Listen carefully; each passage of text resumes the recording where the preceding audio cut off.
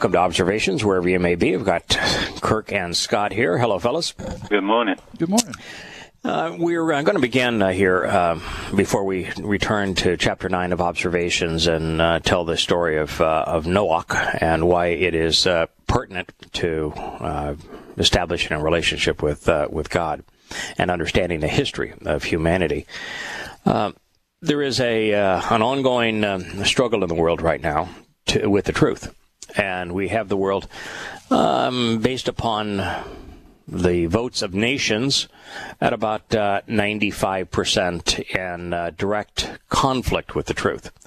I don't think there has been a story in recent memory that explicitly demonstrates the corrupting power of religion as much as this one, which is Trump's announcement to name Jerusalem the capital of Israel. The United Nations voted 170-something to 9, two of those nations being the United States and Israel, and the only notable nation other than the United States and Israel to vote in favor of it was Honduras. Against Trump's declaration. And what's so astonishing about that is that the evidence of Jerusalem being the capital of Israel and of Israel belonging to the Israelis is better documented in ancient history than any other city, place, and people. There is no place on earth of that era. We're dealing now with 1000 BCE. At that time and that place, there is no other place that has as much written history and historical evidence proving this correlation as there is between King David, Jerusalem, Mount Moriah, what occurred on Mount Moriah, with both the city of David and the Temple Mount and the subsequent house of Yahowah, and the Israeli people under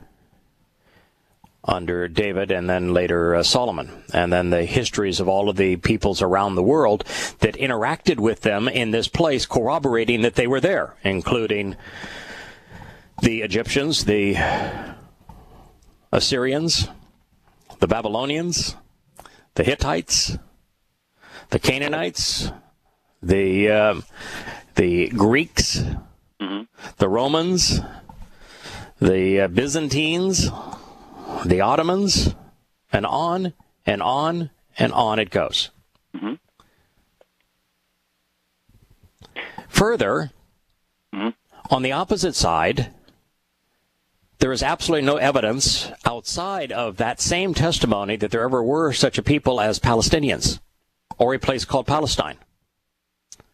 And if that evidence that presents the story of David and Jerusalem is untrue, and it can't be untrue because it's verified in millions of ways, but if it were untrue, then there is no such thing as a place called Palestine or a Palestinian people. It is a complete and utter myth.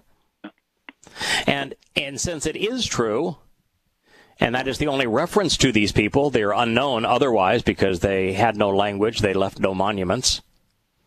They left no record of themselves independently at all, other than some undistinguished graves.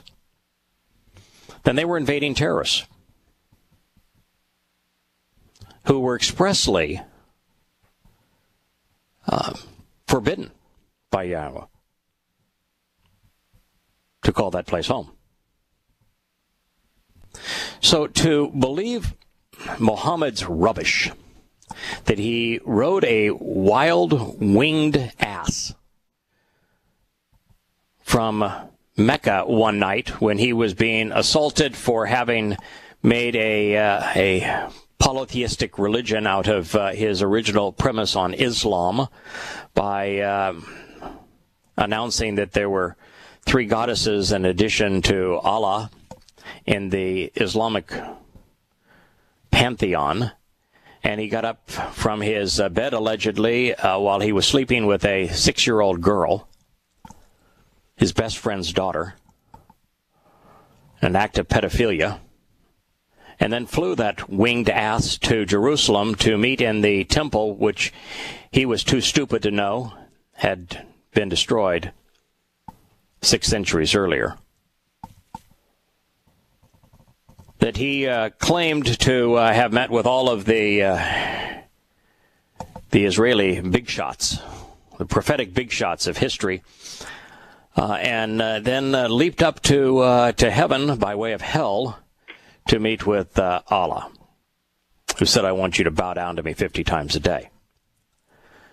And on that lame story, which is obviously false, I mean, stunningly stupid, condemning the whole credibility of the Quran, Muslims the world over claim that Jerusalem belongs to them, which is why they built their trophy there, the Dome of the Houthi print, Dome of the Rock. And the world agrees. And the world, 95% to 5%, probably more than that, yeah, concurs. It is strictly a matter of religion over sense. There's very few things in all of human history that show the corruptive power of religion more bluntly, more boldly, more unambiguously than the claim of a people called Palestinians, a place called Palestine, and their capital being Jerusalem, and that these things do not belong to Israelis, is the story we're witnessing before our eyes. Yeah. But it does go one step further, and that is that the prophets that Yahowah inspired said that not only would Yisrael be reconstituted, not only would Yisrael claim Jerusalem again as her capital, but that terrorists surrounding her, vehemently religious and vicious, would attack her en masse after the world forces her to surrender her high ground right at her waist, Gaza and then the West Bank. And then after these terrorists destroy the nation of Syria, that they would flood into Israel by the millions as jihadists, raping and plundering as they go. With the news that we've been witnessing taking place over the last week or so throughout the Islamic world in reaction to the naming of Jerusalem as Israel's capital, we're witnessing all of the preamble to these things. And there was just another article that struck my eye this week that also spoke to this. Mm-hmm. We've seen the pictures out of Aleppo and Homs and Fallujah. Yes. And now they're giving a more credible accounting of what happened in Mosul. And before the battle for Mosul, I said, this is the most counterproductive thing that anyone could possibly do. Tens of thousands of civilians are going to die. The city is going to become a heap of ruins. It'll become nothing but a graveyard. Just as Aleppo had, Homs had, Fallujah had. The solution in the Islamic world to rooting out Islamic factions that they don't like is to destroy everything. Scorched earth. It's kind of like the United States dropping napalm and Agent Orange on Vietnam, unable to distinguish the good guys from the bad guys. You just kill them all. Well, that was the Civil War too. Yeah, Civil War was the same. So here we are. They have announced that Mosul's unlivable. Second largest city in Iraq. It's unlivable. That's what's going to happen to Damascus. We're told that it's going to become a twisted heap of ruins. There'll be no one to live there, and Syria will fall. It's the triggering point for all of these things that we're witnessing. And right now I'm in my translation. We're going to return to chapter 9 here today. Then tonight we'll be back in chapter 19 of Observations for Our Time. But in my translating and writing research, I'm in chapter 20, which covers Yahowah, Isaiah chapters 12 and 13. 12 is a glorious song of celebration. 13 precedes it, actually in the chronology, and talks about Yahweh's return. Oh, is he mad? And God's just furious. He is so angry, and everything in sight is destroyed. People's faces just turn to blaze. They're stupefied. Here they're all there thinking that they have honoring God's call, a call of country and world to finally rid the world of these terrible people, the chosen people, the Jews. And yet here God shows up and he wipes them out. Good. Hey, one of the things that was interesting is that I was writing this, and it was obvious that they were marching off believing that they were doing so in the name of their God. And at this time, by the time of Armageddon, that battle, the only nation capable of bringing this number of troops into Israel would be China. And we know that also because the two calamities, the asteroid strike and the volcano that slides into the sea, Carne Viejo, it wipes out a third of the world's shipping. So, the world's navies can't project a force anymore. And so the only way to get to Israel now will be a land route. And the only nation capable of doing that, and the country that actually built the road, it's already built it. Built the road, is China. Yeah. And so I was thinking, what we think of the Chinese as being communists. Do you know that China today is the fastest growing Christian nation on earth? Do you know that by 2026, there'll be as many Christians in China as there are in the United States, and that by 2030, 3 years before Armageddon, China will be the most populous Christian country in the world. Isn't that amazing?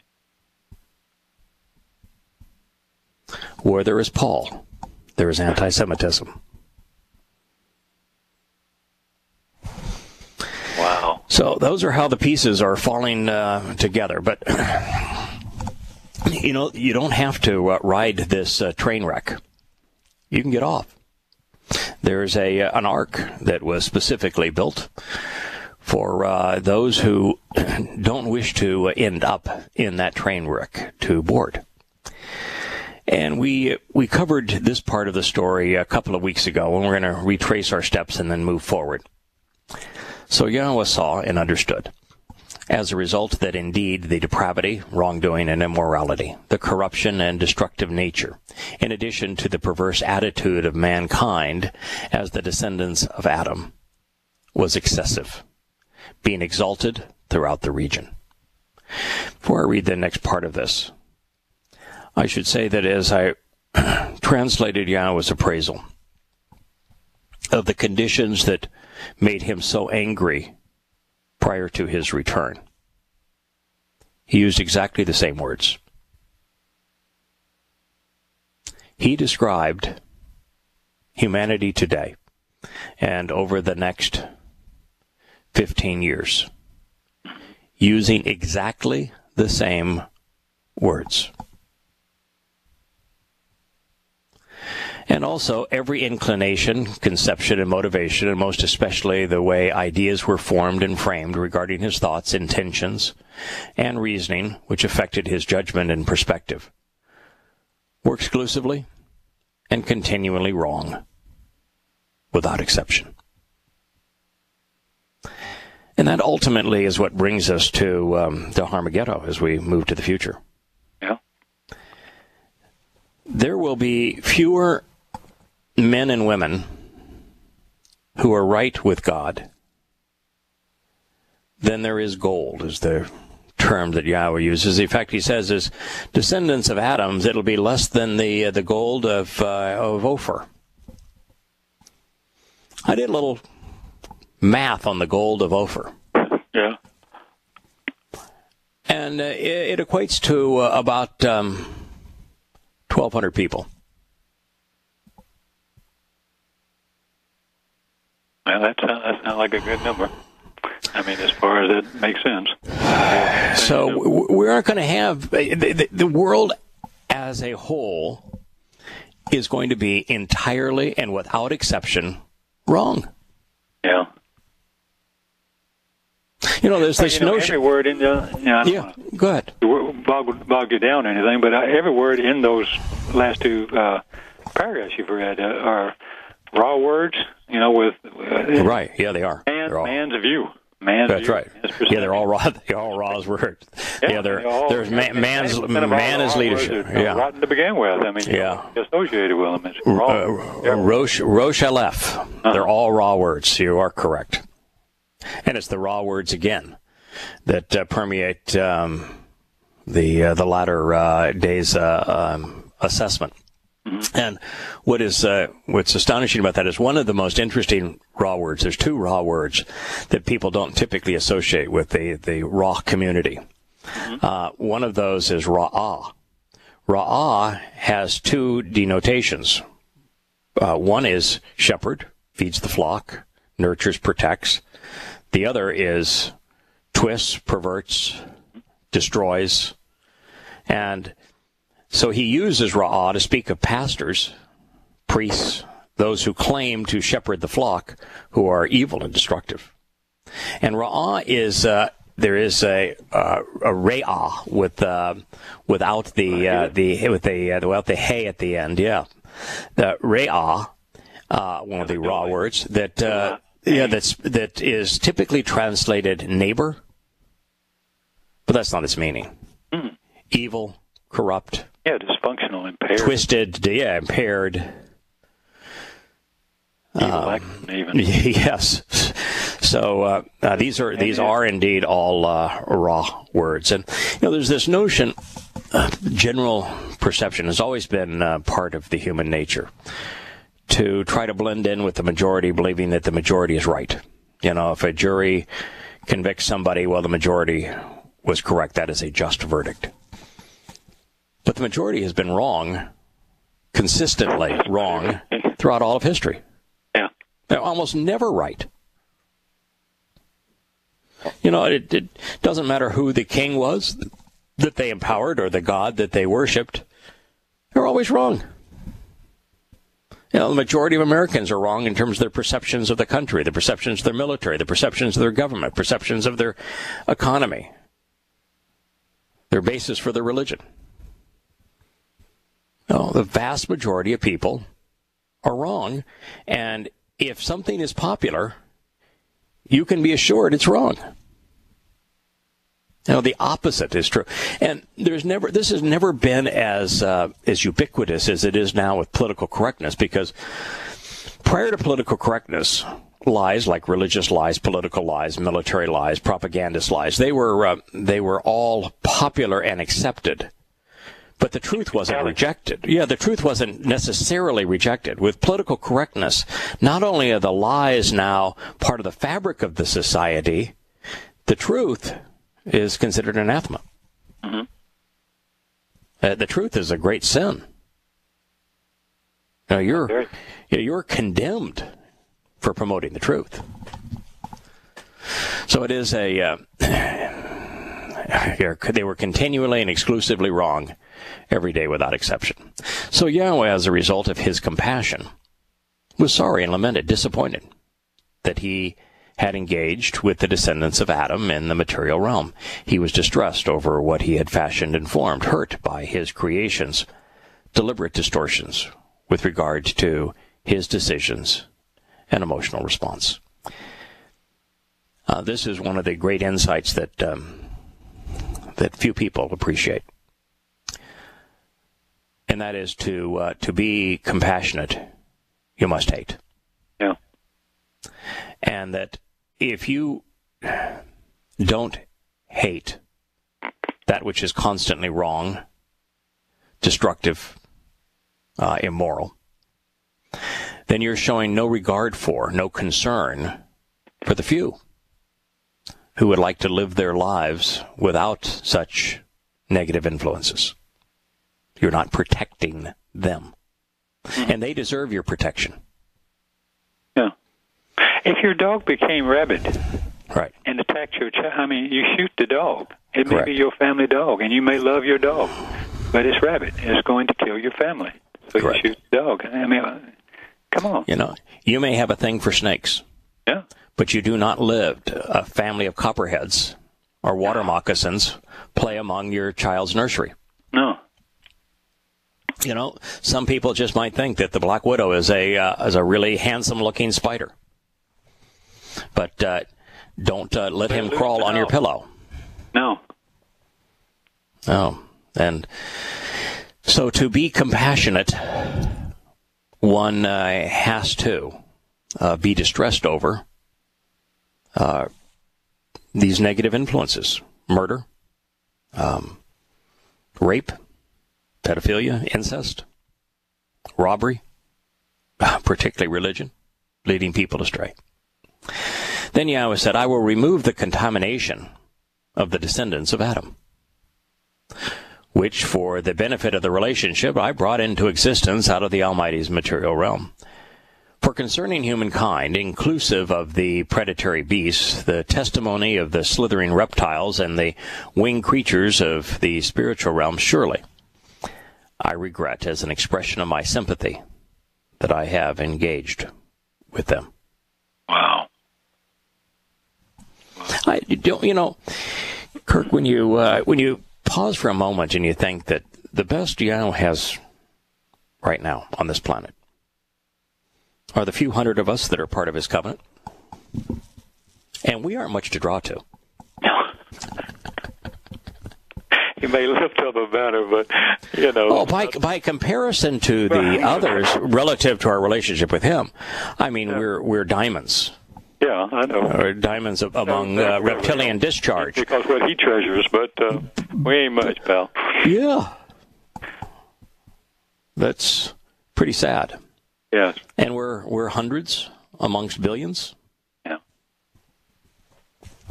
That's becoming very evident the more you... Yes. It's just so small. So Yahowah's goal was to remove the contamination. And where was the contamination? It was within the souls, the minds of the descendants of Adam, those men and women imbued with a nasama, a conscience that they were using improperly. But Noach, the trustworthy guide to a beautifully prepared and restful spiritual home, attained, discovered, and experienced favorable acceptance in the sight of Yahowah. Do you think that was because Noach was perfect? No, he knew the path. No, but he knew that the path led away from what man was doing. Right. This, then, is the genealogical record and story of Noach, the trustworthy guide to a beautifully prepared and restful spiritual home, was individually right, and thus upright and vindicated. He was unobjectionable and perfected by being entirely correct with regard to the truth among his generation, his time, people, and place. Alongside the Almighty, Noach walked alone and independently. Speaks to our time, doesn't it? Yeah, yes, very few people can just do the independent thing. Yeah, and it's so interesting, too, that Noach walked alone, which means that he walked away from human religion, human politics, human militarism, human patriotism, the tribal system. He walked away from it. Yeah. And to walk away from the things of man, he walked alone with God. It is still the same way. And here it is, written clearly as the stain on the paper. And no one carrying this book around claiming it was inspired by God can figure it out. Instead, they walk into their church. They walk into their mosques. They walk into their synagogues because that's where the crowd is. They walk to the crowd and embrace the crowd because they were wrong. Noah was right, and so he walked alone. It's kind of yeah, it is, isn't it? It is, but it's the thing about Yahowah's testimony. If you get it right, every sentence is something that you can dissect and analyze and scrutinize and apply to make your life richer. Yeah, I've never been more on that page with you than recently. I mean, it's a growth. You know, you learn. It's just really everything are gems. When he said, "Observe my words," he meant observe his words. They are really packed with things when you break them down. It just amazes me sometimes. And sometimes it's hard. Sometimes it's easy. This ain't my language. Yeah, sometimes it's hard. Well, particularly since many of the references are difficult to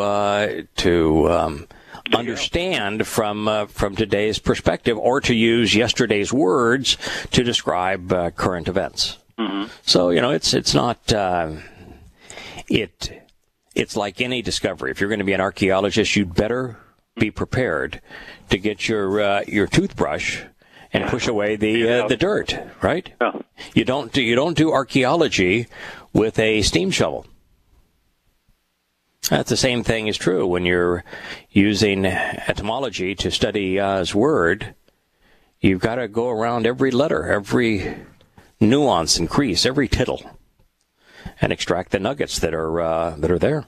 And they are there, though. Yes, and Noah, the trustworthy guide home, conceived and fathered 3 sons, with Shem, the proper and designated name, who was the father of Yehudim; Ham, the passionately idolatrous sun worshipper, who was the father of Canaan and the forefather of Islam; and Yefesh, the popular deception, opening the broad and popular way which deceives, entices, and seduces the simple-minded, naive, and gullible, who was the forefather of the Greeks, Romans, Roman Catholics, Christians, and Europeans.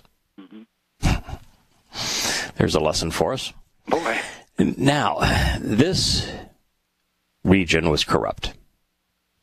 He uses what has become one of my favorite metaphors: a slime pit, a putrid matters, reptilian discharge in the... if you study Yah's word enough, you start to think like him. Yeah. So now this region was corrupt, a slime pit of putrid matters in the presence of the Almighty. And the realm was filled with the proclamation of and satisfied with the overwhelming abundance of malicious false testimony, destructive violence, cruel oppression, and vicious terrorism. Well, that sounds like today. Boy. God observed and considered this region of the material realm. So now listen carefully. Be especially observant and notice that it was perverted and corrupt, and that she had become a swamp of murky ideas, a dark dungeon, which imprisoned the dead and dying, depriving them of their life and liberty. For indeed, every human prone to preaching was corrupting, because he had ravaged his victims with his perversions, which were the result of his way. Yeah, you're not going to find that in Bibles. They're not going to talk about prone to preaching, and you can't miss it if you look them up. That's what always amazes me, Yes. It'll say one thing. You have a Masoretic text, and you have the numbering system, and you have a lexicons, and you look them all up, and it doesn't say what they wrote down. Right. Yeah, right. They'll translate. They must make you never look. Yeah, they translate Bashar as the flesh, and the flesh was this thing. But if you look in the lexicons, the primary definition of Bashar is not flesh. It's not animal. It's preaching. Yeah, it's to bear tidings. It's preaching tidings that are presumed to be good, i.e., the good news of Christianity. Yeah, that's what Bashar means. That's its primary definition, and God created the material realm. He created animals. He created flesh. He called them good. He's got nothing against flesh. No. Nothing. No. In fact, he's grieving because flesh is being destroyed by man. So to render Bashar flesh is to make nonsense of this. And it's so easy to get right. That's why I'm just so astonished that, here we are without any qualifications, 15 years into this project. Mm-hmm. And outside of a handful of people that we've inspired within our community, mm-hmm. which is just the Covenant family, no one else is doing it. Yeah. I can't find anybody most of the time I can't find anybody even interested enough to read 20 pages of your books to find out whether there's any reason to pursue it. Yeah, I know. I mean, but what's so amazing is just how profound the insights are, mm-hmm. how relevant they are. Yeah. If you were worried that Christianity, we were lying to you about Christianity and religion in general, and you read this, and what do you think he's talking about? I mean, page after page after page of particularly if you use BN and put it together, and you do what we did at the beginning of this session, where I said the words that were just used, and you said they're all raw words. Mm-hmm. The words that were just used to describe the conditions prior to the flood, depicting mankind's religious and vicious, corrupt and twisted nature, were exactly the same words that he used to describe the condition of mankind upon his return, which is why he's going to wipe out virtually all of humanity, making mankind rarer than gold. That doesn't make you sit up and think? And so you'd say, wait a minute, the Nephilim et al. Of this time are long gone. Yes. So who is he talking about here that is also pertinent to our time? And, it's not hard to figure out if you make the connections. Yeah. This ain't hard stuff. No. So then God spoke while approaching Noah. And this is the nature of every relationship with Yahowah. Yahowah always introduces himself first. I don't think he introduces him. In fact, I'm certain that he does not introduce himself to everyone. Mm-hmm. But he begins the relationship. He begins the relationship. Read it where he spoke to you. It's your choice then. Just as if I was a young lady and you were pursuing me and you introduced yourself, it would be my choice as to whether or not I chose to respond or just turned away. When Yahowah pursues us, it's our choice. Yes. But no one, I don't think anyone in the history of humanity has come to know him that didn't receive an invitation first. No. A hello. A gentle tap on the shoulder. Mm-hmm. Something to say, here I am. I'd like to know you. I'd like to work with you. And by the way, it is my conclusion as well. I only have this from putting things together using the Hebrew bien, that God does not introduce himself to anyone or engage in developing a relationship with them unless he intends to work with them. Mm-hmm. If you don't want to work with him, if you do not wish to engage with him, there really is no reason to accept the invitation. Is it? Now, it's true that anybody on their own initiative who would go into the Torah and analyze who Yahowah is based upon what he wrote of himself in Bereshith, Genesis, and how he destroyed Babel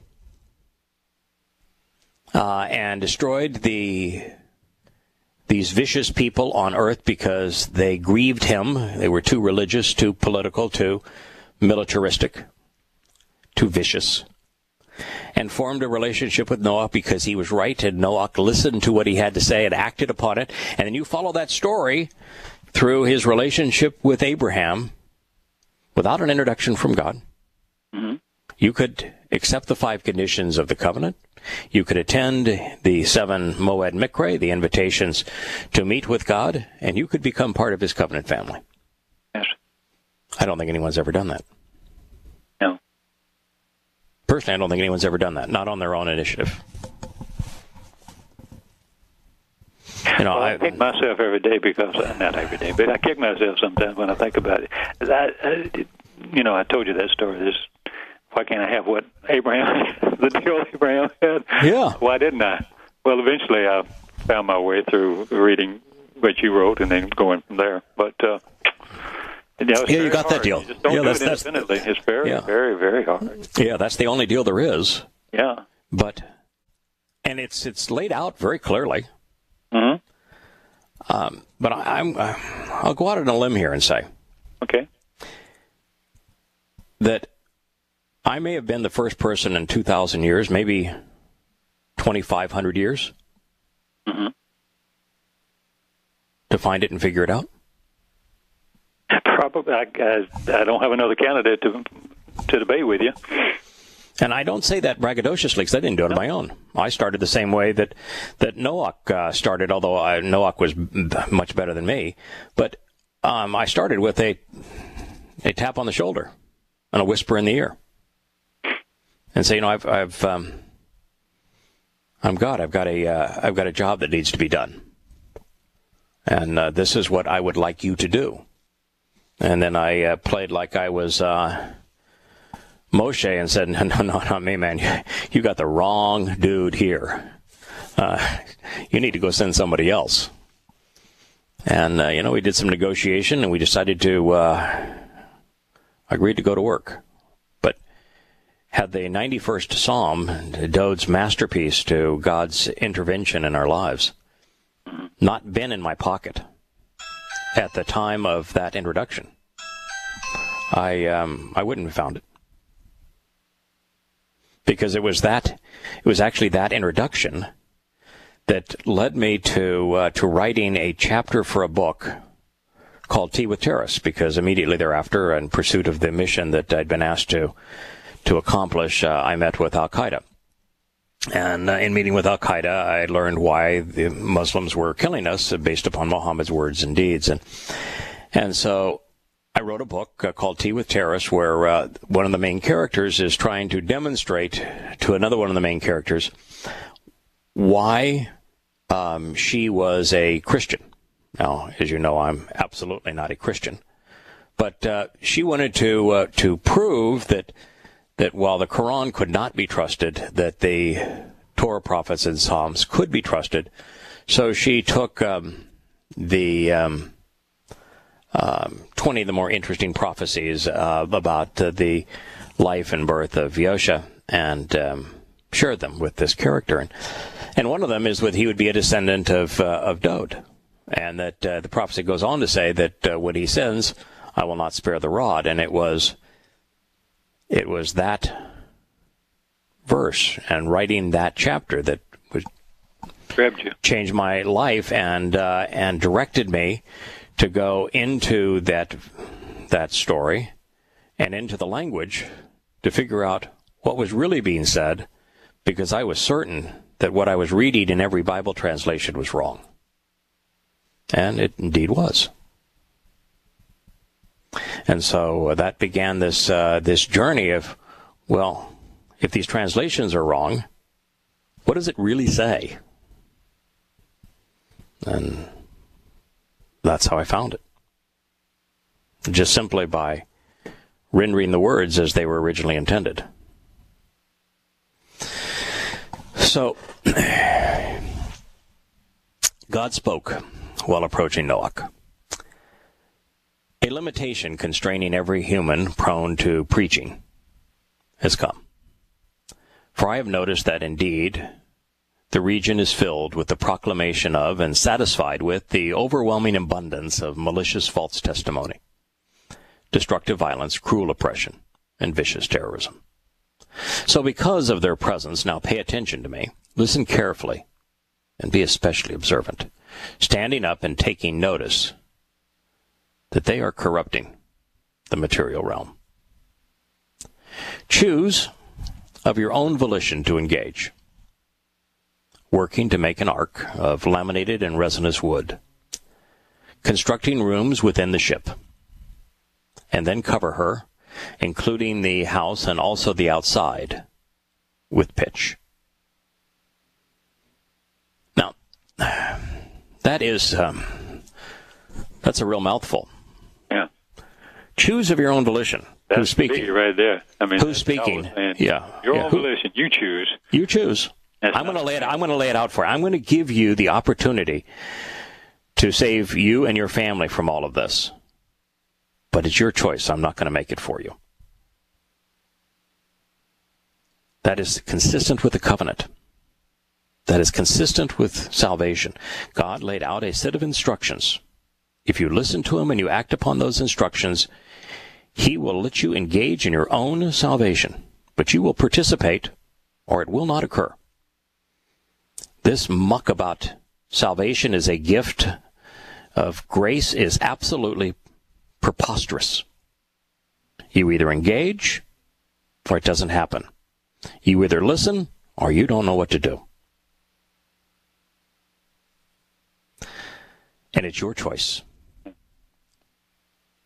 Now, it's also interesting that he told him to build a ship. To build a ship? You know where he was? Yeah. You know, he was very much a landlubber. You know, he was just outside of what once was Eden, which is now buried under the Lake Van in eastern Turkey. You know, he's a long way from the coast. I mean, the closest water would be the freshwater lake at the time of the Black Sea. The Black Sea was freshwater at the time, highly, highly, highly populated. He wasn't too far from there, but he had walked away from all the communities that were on the coast of the Black Sea. Mm-hmm. Build a ship. This specifically and singularly exists to show the way to the benefits of the relationship. Make her an ark of 300 cubits. 300 cubits is, a cubit is 18 inches, approximately. Tip of the finger to the elbow. And 50 cubits in width. That's big. That's one big boat. And 30 forearms in height. You should make a roof for the ark. Now we say, okay, we're not talking about having a shipyard here. Yeah. We don't have cranes. We don't have sawmills. That's why it's resinous wood, by the way. It's the only way that he could carry small pieces of wood, relatively small pieces of wood, and then glue them together to create a structure that's actually stronger than if it was one piece of wood. Mm-hmm. And the ark has been discovered. A lot of that today. Yeah, the ark has been discovered. It is at these dimensions. It is in the foothills of the mountains of Ararat, and the metallurgy is really interesting, and the bolts that held it together. And so there was a very sophisticated amount of listening and doing that was entailed in making this ship. And we've devoted an entire chapter of Yahowah to the nature of the ark. It is the exact same proportions of the largest, most stable ships today. Therefore, to a cubit, and in consideration of the forearm, she yearns to be completely fulfill her purpose as part of moving in the direction of ascending to a higher dimension. So therefore, place a doorway in her side, a lower second and third. She wants you to make. Now, you just read that and say, okay, what in the world is going on? Was he talking about forearms? What about the boat? The ark is yearning, higher dimensions, one door and then two more? Yeah. You got to think it through. Yeah. First of all, how is Yahowah presenting himself? What's the first letter in his name? A hand reaching down, reaching down to lift up. A forearm, right? Mm-hmm. Yep. So in consideration of the forearm. Just forearm, yeah. Yeah, consideration of the forearm. This is Yahowah reaching down to completely fulfill his purpose, to lift you up to a higher dimension.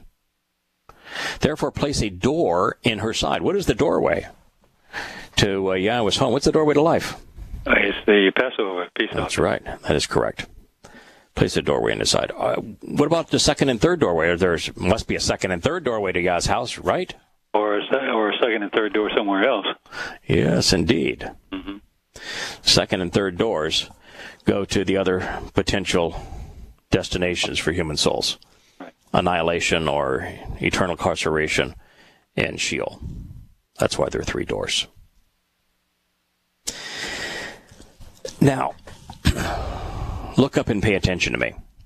I myself am going to return and bring the flood of waters upon the region to devastate and destroy corruption of every human prone to preaching, in whom there is a living spirit from beneath the surface of the spiritual realm.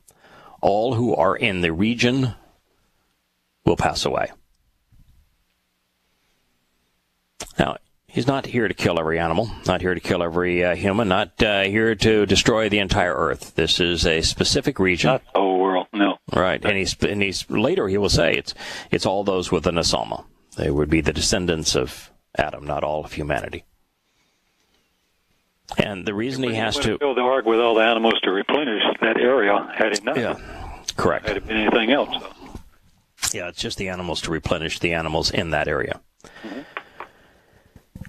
And that was the only way to rid the world of the contamination, because the contamination was man. Then I will take a stand, establishing, as a result, my covenant with you. Well, that ought to have been a clue that this story can be understood as the means to participate in the covenant. Mm-hmm. And I don't know how hard that is to translate. Then I will take a stand, establishing, as a result, my covenant with you. And you will come to enter and be included within the ark. You and your sons, your wife, your sons' wives with you. Now,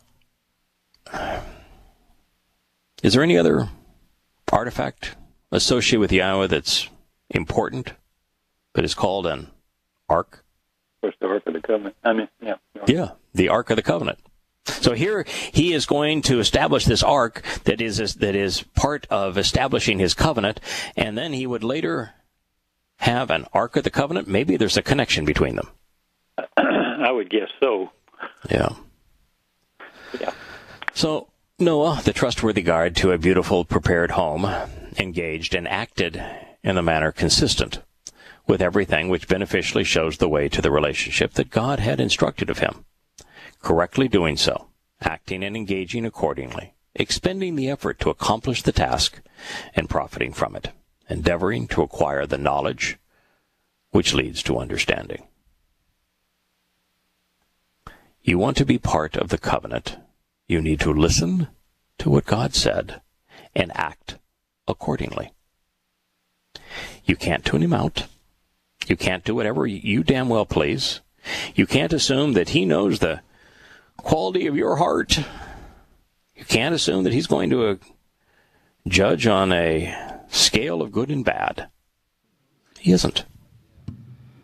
You want to be aboard the ark, you need to listen to the instructions and do what he has asked. Choose the proper door. Right.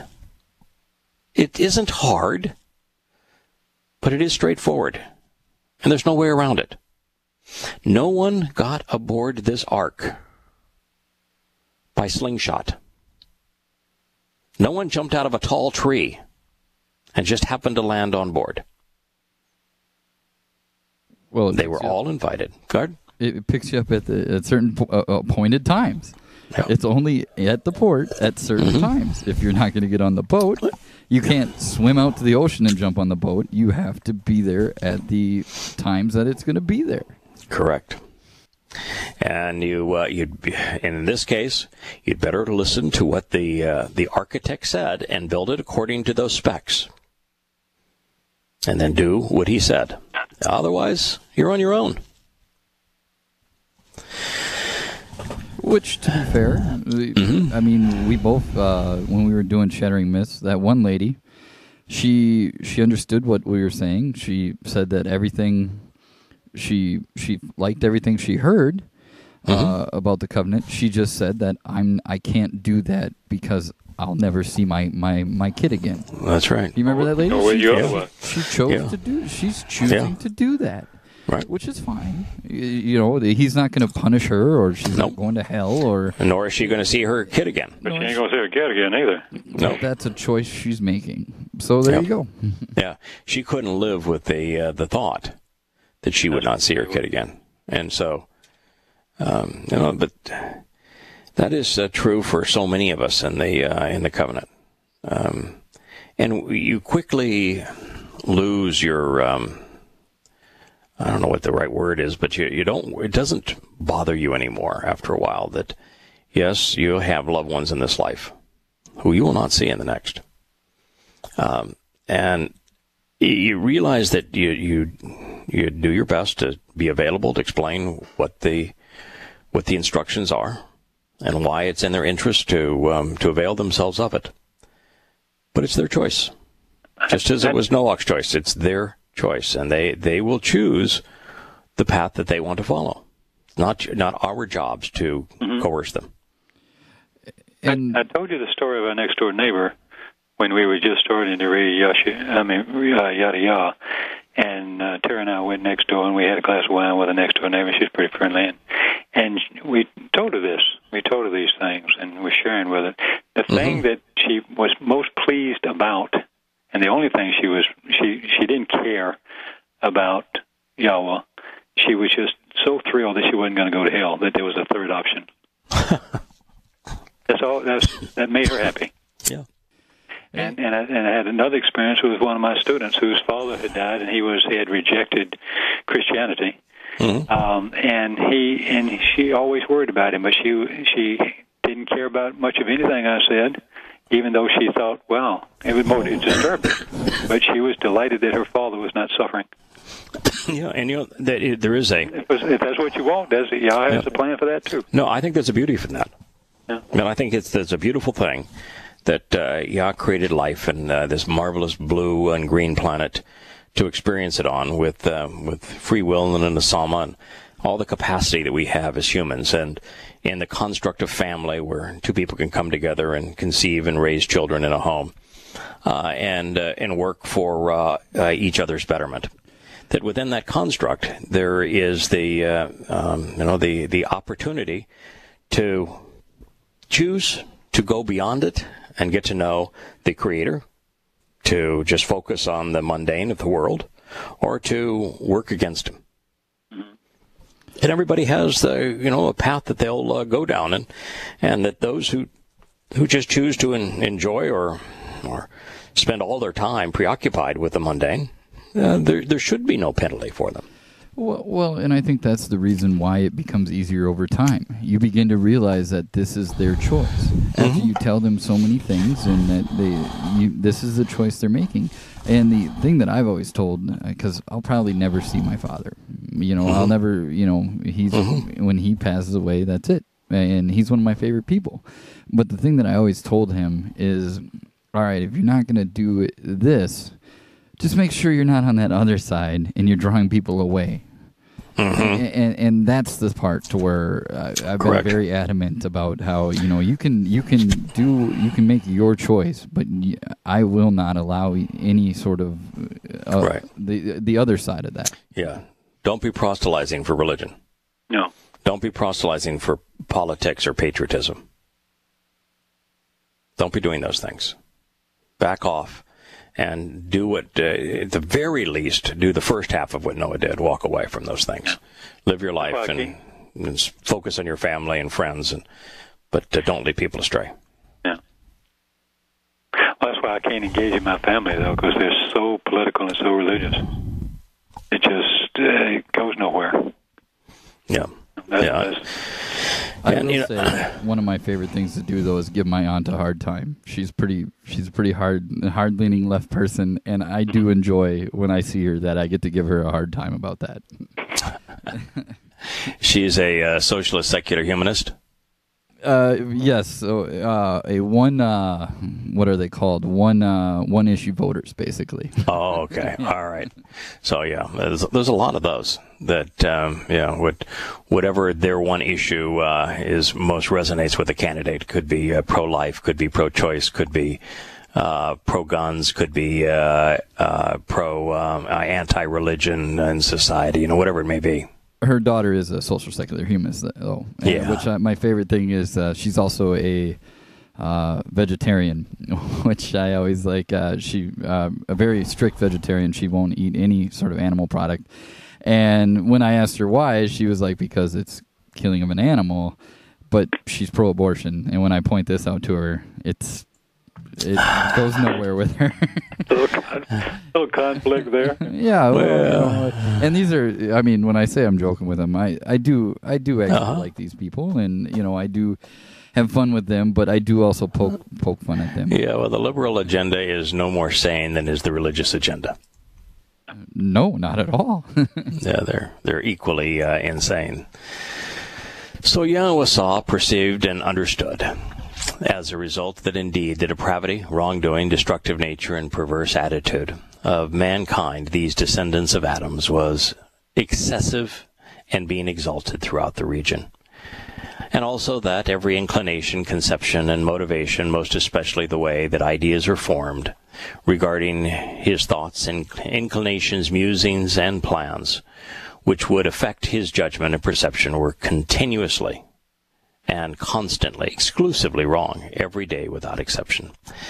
Now that's a return to the first passage we read, but here we do have the insights that lead to it, and the Hebrew words. For example, the last word is ra. The one before that was rock. What you have is a condition where people have been conditioned, principally by the most influential force in human history, religion, to believe rather than think. And their belief can be shaped in whatever way the priesthood and the aristocracy believes serves their interests. And their interests are never the same as God's. Their interests are never the same as the people's in general. And so through religion, it's the ultimate broad scope means of making most everyone wrong most all of the time. And that's how we began our program today, was specifically talking about the vote on Israel being the capital of, or Jerusalem being the capital of Israel. Most everyone the world over is wrong. Yeah. And it's religion that have led them to being wrong. Yeah. And they're belligerent about being wrong. Their intentions are wrong, their musings are wrong, their reasonings are wrong, their plans are wrong. The way they form ideas is wrong. It's all a direct consequence of religion. Well, I don't know how you can tell a country that that's not their capital. Isn't that where you normally put your embassies and stuff?